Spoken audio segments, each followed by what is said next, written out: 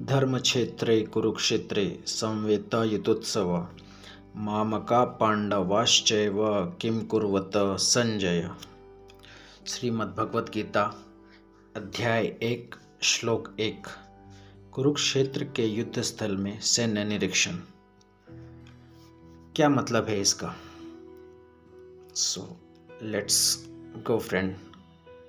आइए समझते हैं कि श्रीमद् भगवत गीता में जो श्लोक्स दिए गए हैं, इन सभी श्लोकों का हमारी लाइफ में एग्जिस्टेंस कहाँ है।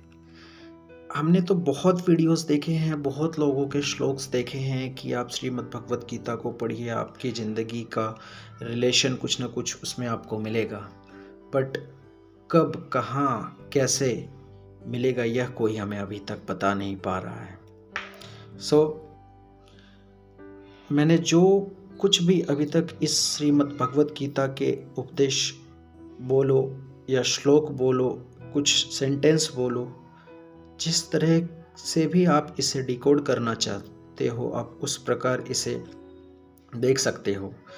लेकिन मैं जो कुछ भी अभी तक इस किताब के माध्यम से अपनी ज़िंदगी में समझ पाया हूँ वो मैं आपके साथ बिल्कुल शेयर करना चाहूँगा। और इसी इंटेंशन के साथ मैं आपके सामने श्रीमद् भगवत गीता अध्याय 1 श्लोक 1 का जो मैंने अपनी लाइफ के रिलेटेड जो भी डिकोड इस श्लोक से किया है वो मैं आपके साथ शेयर करना चाहूँगा, ताकि आपकी लाइफ में भी कुछ पॉजिटिविटी ऐड हो और आप आगे बढ़ पाएँ और आपकी लाइफ में भी कुछ ना कुछ अच्छा ज़रूर होगा, यह मैं बिल्कुल आपको गारंटी के साथ कह सकता हूँ।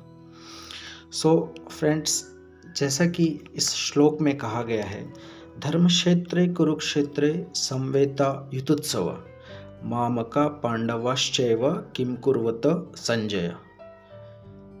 इस 2 लाइन की श्लोक का क्या मतलब है, हम कैसे इसे डिकोड करें, हम क्या समझे इस लाइन के मतलब को जिससे हमारी लाइफ बेटर हो। श्री कृष्ण के मुख से जो यह गीता कहा गया है, जो भी उनके द्वारा हमें ज्ञान दिया गया है, हम इस श्लोक से क्या सीख सकते हैं। तो मैं इस श्लोक से एक्सपीरियंस किया हूँ, डे टू डे लाइफ में हम क्या इस श्लोक का उपयोग कर सकते हैं वो मैं आपके साथ बिल्कुल शेयर करना चाहूँगा। लेकिन शेयर करने से पहले मैं आपको यह बताना चाहूँगा कि आप भी अपने आप को इस श्लोक को समझने से पहले आपको रिलेट करना पड़ेगा। आपकी लाइफ को, आपकी एक्सपेक्टेंसी को, आपके एग्जिस्टेंस को, हर चीज़ को आपको रिलेट करना पड़ेगा आपकी लाइफ में।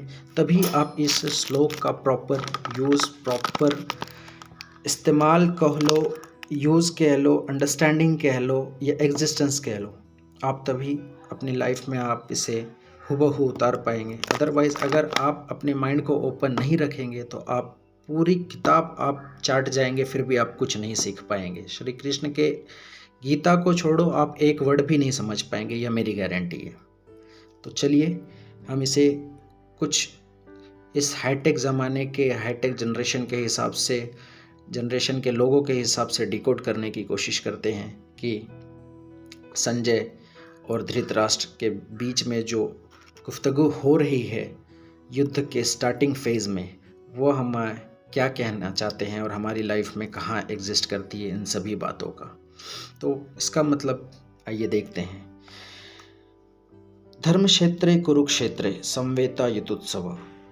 अब इस लाइन में आपको यह बात ध्यान देने की ज़रूरत है कि धर्मक्षेत्रे कुरुक्षेत्रे, संजय, धृतराष्ट्र, धर्मभूमि, कुरुक्षेत्र, युद्ध, इन सब यह वर्ड तो सुनने में हमें लग रहे हैं छोटे छोटे, लेकिन हमारे ज़िंदगी में इसका कहाँ उपयोग है, किस जगह पे ये एग्जिस्ट करती है ये सभी वर्डें।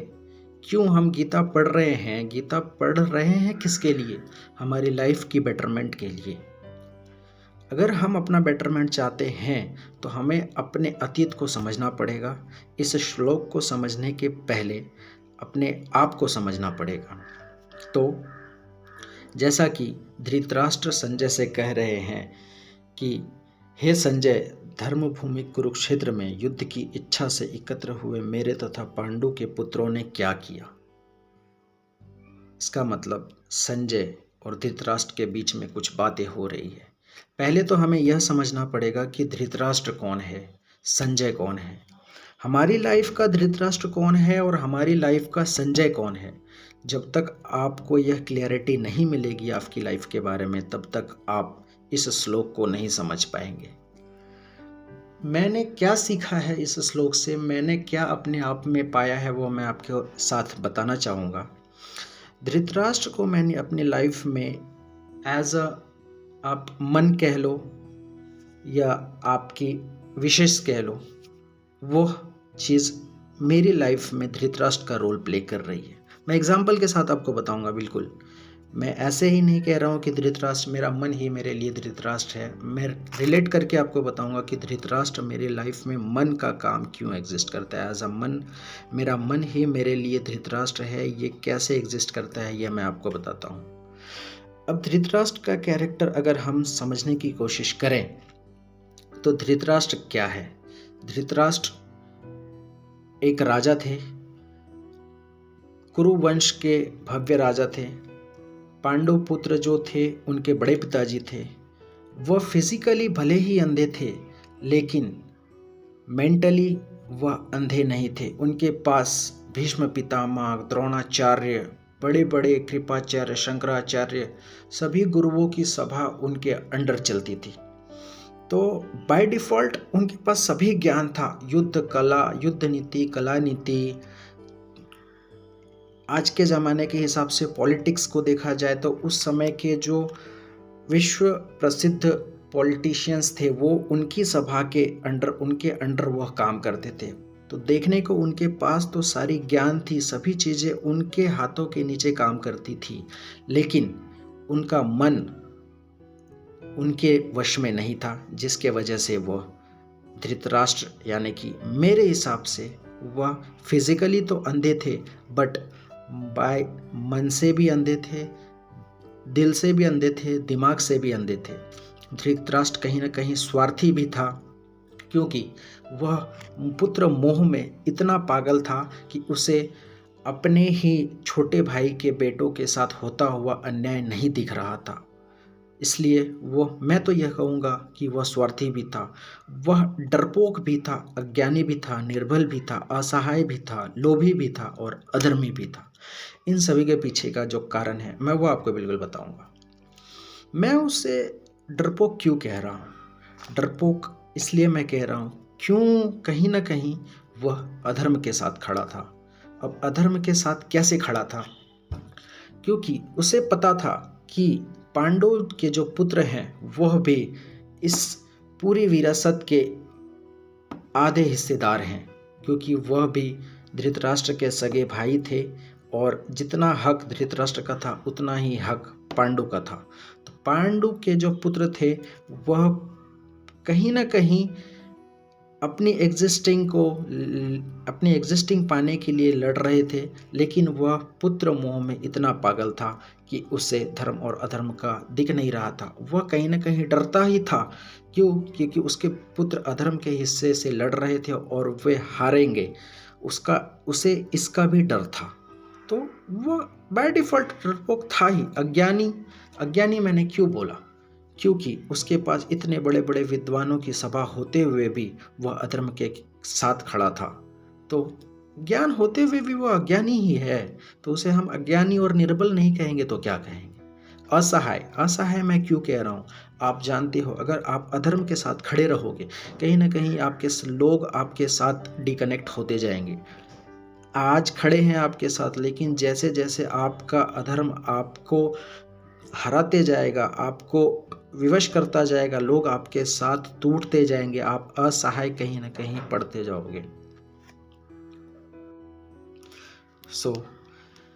जिस प्रकार धृतराष्ट्र अपने आप में ही एक अंधा व्यक्ति था, उसी प्रकार हमारा मन भी हमारे लिए धृतराष्ट्र का ही रोल प्ले करता है। मैं बिल्कुल रिलेट करके बताऊंगा कैसे।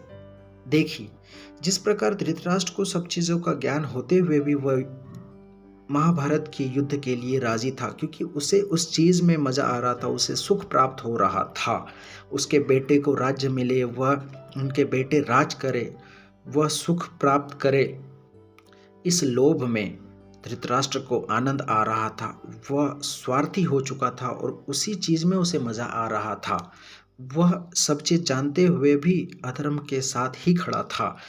लाइकवाइज सेम हमारा मन भी यही है। हमारे मन को सब पता होता है कि यह खराब है, यह अच्छा है, यह सत्य है, यह असत्य है, यह धर्म है, यह अधर्म है। फिर भी लेकिन जिस व्यक्ति के कंट्रोल में मन नहीं होता है, उसका मन उसे हमेशा धृतराष्ट्र बनाए रखता है। आप यकीन नहीं मानेंगे, अगर आपको आपके मन पर कंट्रोल नहीं है तो आप भी इस बैटलफील्ड में कहीं ना कहीं अपने आप को धृतराष्ट्र ही पाओगे। आप गौर करना आपके चरित्र पर, आपके व्यवहार पर, आपके डे टू डे लाइफ में अगर आपके मन पर कंट्रोल नहीं है तो आपको धर्म अधर्म का ज्ञान नहीं होगा। आपको सुख, स्वार्थ, अज्ञान, निर्बल, यही सब चीज़ें आपके अंदर क्वालिटी होगी। इसीलिए मैं आपको धृतराष्ट्र के कैरेक्टर को आपके मन से क्यों जोड़ना चाह रहा हूँ, क्योंकि धृतराष्ट्र का भी जो कैरेक्टर था वो as it is same uncontrolled मन की तरह धृतराष्ट्र का कैरेक्टर था। यह मेरे हिसाब से, in my opinion, Dhritarashtra is playing in my life, my मन is playing the character of Dhritarashtra. अब हम आगे जानते हैं संजय, क्योंकि धृतराष्ट्र बात कर रहे हैं संजय से। संजय को पूछ रहे हैं कि संजय तुम मुझे बताओ कि युद्ध स्थल में खड़े दोनों पक्ष के जो लोग हैं, पांडुपुत्र और मेरे जो पुत्र हैं, दोनों पक्ष के जो लोग खड़े हैं, इनके बीच में क्या चल रहा है, यह संजय से पूछना चाह रहे हैं। तो हमें यह भी जानना चाहिए कि संजय कौन है, हमारी लाइफ में संजय कहाँ खड़ा है। जब तक आप यह नहीं जानेंगे तो आप अपने आप को बेटर तरीके से नहीं जान पाएंगे। संजय का मतलब है, मैं जो समझता हूँ, हमारे लाइफ में संजय का जो रोल है वो हमारा समाज बखूबी प्ले कर रहा है। आप इसे समाज बोल लो या मैं इन्हें मूर्छित प्राणी कह दूंगा, क्योंकि संजय के बारे में अगर आप डिटेल्ड में जानोगे, संजय के पास ज्ञान था, अज्ञान भी था, ज्ञान भी था, सुख था, शांति था, हर चीज संजय के पास अवेलेबल थी, लेकिन वह कर्म युद्ध से धृतराष्ट्र के अंडर बंधा हुआ था। धृतराष्ट्र की आज्ञा का पालन करना ही संजय का कर्तव्य था। तो वह जानता था कि यह अधर्म हो रहा है, लेकिन फिर भी वह धृतराष्ट्र के साथ काम करने के लिए प्रतिबद्ध था। लाइकवाइज सेम आप देखो ना, आपके समाज में भी अगर आप देखते हो तो कहीं ना कहीं आपका समाज एक संजय ही है। क्यों? क्योंकि आपके समाज को सब पता है क्या अधर्म है, क्या धर्म है, क्या नीति है, क्या विनीति है, क्या ज्ञान है, क्या अज्ञान है, लेकिन फिर भी आपका समाज चुप बैठता है। क्यों? क्योंकि वह भी कहीं ना कहीं आपके अपने आपका जो समाज है अपने परिवार के प्रति प्रतिबद्ध है। वह एक अपने घर को चलाने के पीछे इतना विवश है कि अधर्म होते हुए वह देख तो लेता है, लेकिन उसके खिलाफ आवाज नहीं उठा पाता है, क्योंकि उसे पता है धृतराष्ट्र जैसे कुछ नेगेटिव लोग, कुछ पावरफुल लोग इस समाज में एग्जिस्ट करते हैं जो उस संजय का मुंह दबाने के लिए हमेशा खड़े हैं।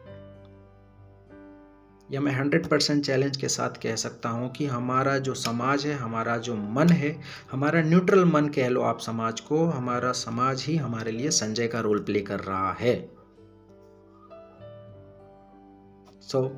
आइए हम इस श्लोक में आगे बढ़ते हैं। आपको धृतराष्ट्र और संजय के बारे में क्या लगता है, आप बिल्कुल कमेंट सेक्शन में ज़रूर बताएं। आइए आगे बढ़ते हैं। इस श्लोक में और लिखा गया है, धर्म क्षेत्रे कुरुक्षेत्रे। अब इस दो वर्ड का मीनिंग समझने की कोशिश करते हैं। हमारी लाइफ में धर्म क्षेत्र और कुरुक्षेत्र का क्या अर्थ है? धर्म क्षेत्रे कुरुक्षेत्रे, धर्म भूमि कुरुक्षेत्र, इसका क्या मतलब है?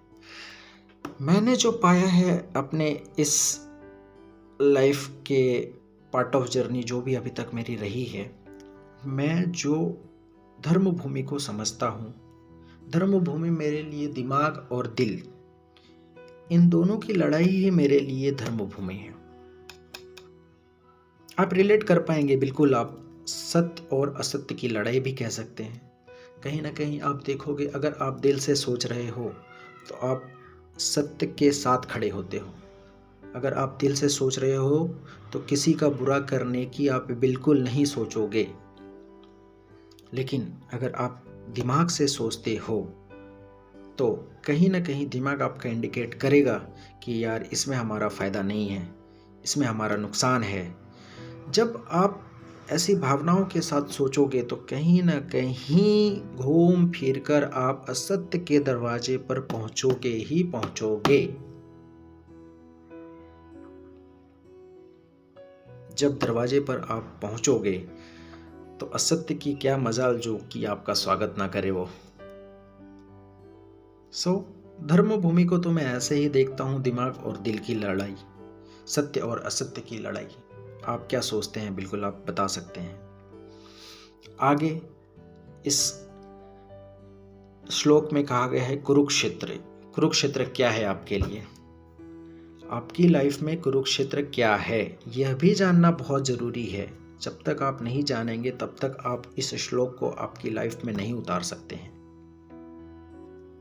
मैंने क्या पाया कुरुक्षेत्र को अपनी लाइफ में, मेरे लिए society, corporate sector, family, friends circle, culture, daily life, यह सब मेरे लिए कुरुक्षेत्र ही है।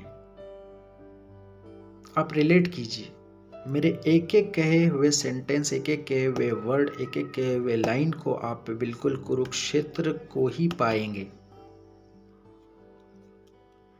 सोसाइटी, कैसे सोसाइटी मेरे लिए कुरुक्षेत्र है, क्यों ना है मेरे लिए कुरुक्षेत्र। सोसाइटी, आप per day to day life में आप सोसाइटी को फेस कर रहे हैं। कहीं देखे जाए तो नेपोटिज्म चल रहा है, कहीं बॉडी शेपिज्म चल रहा है, कहीं रेप चल रहा है, कहीं गैंग वॉर हो रहा है, कहीं फैमिली क्लेश है, बच्चे डिप्रेशन में जा रहे हैं, एंजाइटी हो रही है, लोग आत्महत्या कर रहे हैं। सोसाइटी मेरे लिए कुरुक्षेत्र ही है। हर कोई सोसाइटी से लड़ ही रहा है। कॉरपोरेट सेक्टर, क्यों नहीं है कॉरपोरेट सेक्टर मेरे लिए कुरुक्षेत्र।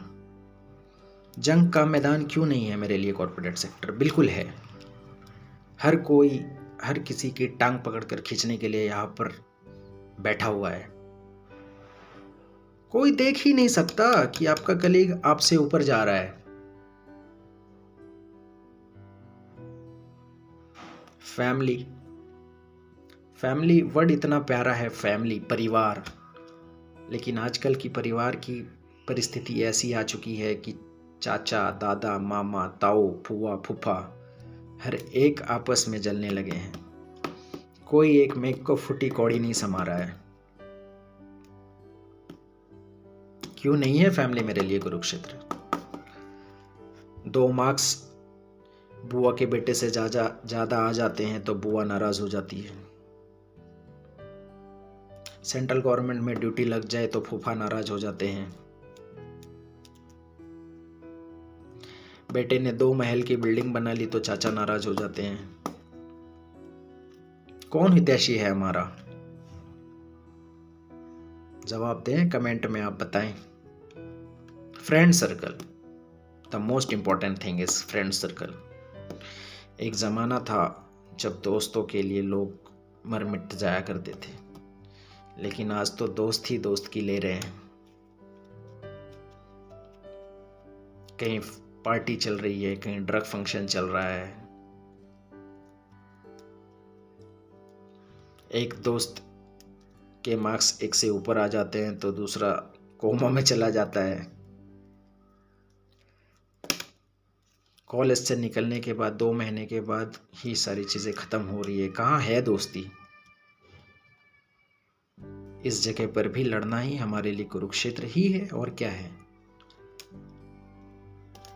आपकी सोसाइटी का कल्चर, आई मीन टू से कल्चर मीन्स ये नहीं कि गॉसिप कर लिया ये वो, कल्चर मीन्स जो फॉरेन बम्बार्डिंग हो रही है आपके कल्चर के ऊपर, वो भी हमारे लिए कुरुक्षेत्र ही है। हम क्यों वेस्टर्न कल्चर को आज अपना रहे हैं, क्यों हमारे ऊपर थोपा जा रहा है लेकिन हम कुछ कर नहीं पा रहे हैं। हम उसे बहुत ही वार्म वेलकम कर रहे हैं। क्यों कर रहे हैं कल्चर को हम? हमारी इतनी पुरानी संस्कृति है, इतनी चीज़ें हैं हमारे पास दुनिया को देने के लिए, लेकिन जो वेस्टर्न कल्चर का जो भूत हमारे यंगस्टर पर सवार हो रखा है, ये कुरुक्षेत्र ही है और क्या है। डे टू डे लाइफ में आप हर दिन किसी न किसी से लड़ रहे हैं, अपने आप से लड़ रहे हैं, फैमिली से लड़ रहे हैं, सोसाइटी से लड़ रहे हैं, कॉरपोरेट सेक्टर में आपके कलीग से लड़ रहे हैं, फ्रेंड सर्कल में आपके दोस्तों से लड़ रहे हैं, नेगेटिव चीज़ों से लड़ रहे हैं। हर चीज़ आप लड़ ही तो रहे हैं ज़िंदगी में। यू आर अ फाइटर बड़ी। आपके लिए पूरा जग ही कुरुक्षेत्र है। मैं तो ऐसे ही देख रहा हूँ इन वर्डों को। आगे एक और वर्ड है युद्धोत्सव, युद्ध करने की इच्छा से। क्या मतलब है युद्ध का? समझना पड़ेगा भाई, बिना समझे आप गीता नहीं समझ सकते। क्या मतलब है युद्ध का? मैंने जो पाया है युद्ध का जो मतलब है, यह तो मंथन ही है। जिस प्रकार दही को, दूध को मथने से मक्खन, लोनी, बटर इत्यादि तैयार होते हैं, उसी प्रकार जब आप सत्य और असत्य का मंथन करते हो तो आपको कुछ ना कुछ फ्रूटफुल ही मिलता है। युद्ध का मतलब क्या? मंथन ही है। आप एग्जाम्पल लो ना, आप आपके कॉरपोरेट सेक्टर में यदि आपको कोई प्रेजेंटेशन देना होता है या आपको कोई कॉन्फ्रेंस में आपको लीड करना होता है, कोई प्रपोजल आपको आपके क्लाइंट को देना होता है, तो आप क्या करते हो? आप एक अच्छा सा पीपीटी बनाते हो, उसके ऊपर टेक्निकली बहस करते हो, साथ में आपके सीनियर्स होते हैं, कुछ अपोजिशंस वाले होते हैं, या एक ओपन कॉन्फ्रेंस में मल्टीपल पर्सन, मल्टीपल जगह से, मल्टीपल सेक्टर से आए हुए होते हैं। आप उनके सामने आपकी बहस रखते हो। उस जगह पर कुछ टेक्निकल लो फॉल्स होते हैं। अगर उस पर कोई आपका सीनियर आपके साथ हावी हो जाता है तो उसमें क्या निकलता है? कुछ ना कुछ फ्रूटफुल ही चीज़ें निकलती है जिससे हम उसे और बेटर बना सकते हैं, उस टेक्नोलॉजी को, जिससे लोग कल्याण हो सके। युद्ध एक अनमोल रतन है बड़ी। जब तक सत्य और असत्य में टकराव नहीं होगा तब तक लोक कल्याण नहीं हो सकता। यह है युद्ध की परिभाषा, मेरे हिसाब से, मैं जो समझ पाया हूं।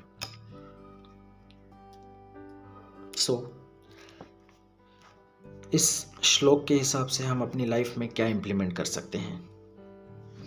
धर्मक्षेत्रे कुरुक्षेत्रे संवेता युतोत्सव मामका पांडवाश्चैव किम कुर्वत संजय। जिस प्रकार धृतराष्ट्र संजय से पूछ रहे हैं कि हे संजय, धर्मक्षेत्र कुरुक्षेत्र में युद्ध करने की इच्छा से मेरे तथा पांडु के पुत्र जो एकत्रित हुए हैं उन्होंने क्या किया?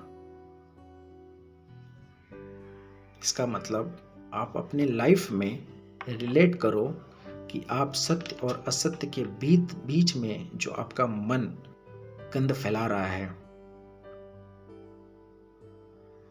आपके शरीर के साथ जो आपका मन खेल रहा है सत्य और असत्य के बीच में, उसके वजह से आपको क्या नुकसान हो रहा है, आपका क्या लॉस हो रहा है, आप क्या अपने आप को बेटर बना सकते हो इस श्लोक के माध्यम से।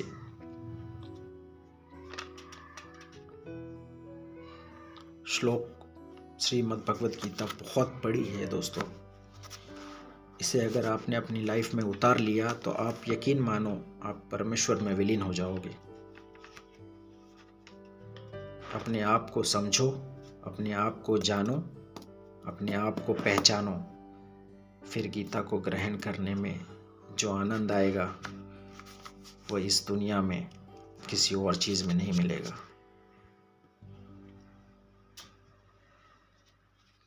बिल्कुल हम इसे कंटिन्यू करेंगे, लेकिन इस श्लोक के माध्यम से आपने क्या सीखा, क्या समझा और अपने लाइफ में संजय और धृतराष्ट्र युद्ध स्थल, कुरुक्षेत्र धर्मभूमि युद्ध, यह आपकी लाइफ में क्या है, क्या एग्जिस्ट करती है, बिल्कुल आप कमेंट में बताएं। नेक्स्ट श्लोक मैं बिल्कुल आपके सामने लेके आऊँगा नेक्स्ट वीडियो में। वीडियो अच्छी लगी हो तो लाइक करें, शेयर करें। Thank you.